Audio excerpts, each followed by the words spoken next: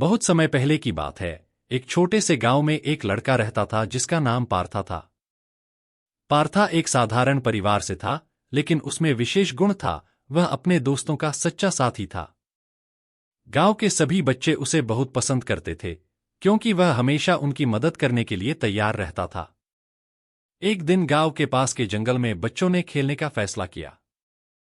जंगल में खेलते खेलते उन्होंने एक नई जगह खोज निकाली, जहां एक पुराना खंडहर था।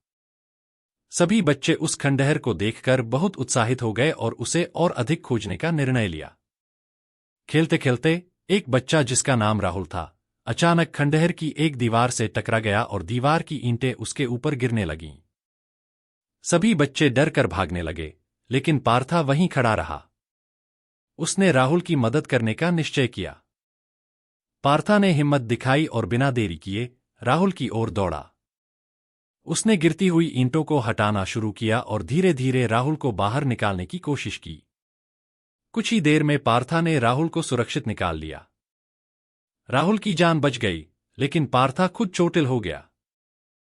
गांव के बुजुर्गों ने यह कहानी सुनी और पार्था की बहादुरी की सराहना की।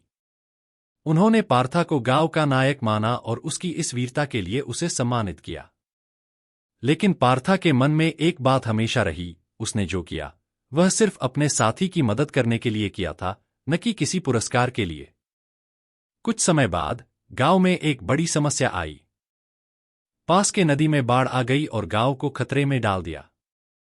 लोग घबरा गए और बचने का कोई रास्ता नहीं दिखा। पार्था ने तब एक योजना बनाई। उसने सभी गांव वालों को एकजुट किया और उन्हें सुरक्षित स्थान पर ले जाने की व्यवस्था की। इस बार भी पार्था ने अपने साथियों की जान बचाने के लिए खुद को जोखिम में डाल दिया। पार्था की इस निस्वार्थ सेवा को देखकर गांव के सभी लोग उसकी सराहना करने लगे।